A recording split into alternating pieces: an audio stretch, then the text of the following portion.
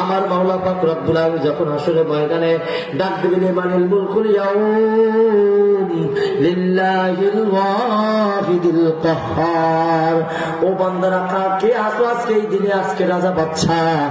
ওই তোমার মাওলা পাক রব্বুল আলামিন দয়ালু হওয়ার পরেও ওই সময় আল্লাহ পাক রব্বুল আলামিন বড় রাগান্বিত ভাব নিয়া, তিনি বড় গোসা ভাব নিয়া তিনি বড় ভয়ানক হয়ে যাইবেন। আল্লাহ পাক রব্বুল আলামিন এই সমস্ত দিকে ইঙ্গিত করে বলেন, বান্দা ইয়া আইয়ুহাল্লাযীনা আমানু তাকুল্লাহ, হে বান্দা আমি মাওলারে ভয় করার মতো ভয় করো।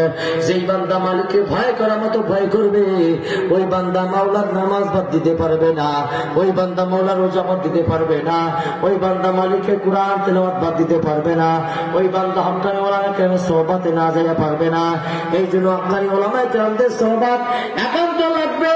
এই জন্য যুবক ভাই, ও মুরব্বী বাবারা, ও আমার পর্দার মা বোনেরা, যারা আছেন আল্লাহ সকলের প্রতি আমার আবেদন, যারা এখানে আছেন সকলের প্রতি আমি ওয়াদা চাই, ইনশাআল্লাহ আল্লাহ যদি চাহে তো যদি কবুল করে, আসছে আগামী 19, 20, 21 ফেব্রুয়ারি রোজ বুধ বৃহস্পতি শুক্রবার বিশ্বের দ্বিতীয় বৃহত্তম ইসলামী মহাসম্মেলন ঐতিহ্যবাহী চরমনায় ফাল্গুনের মাহফিল আসছে।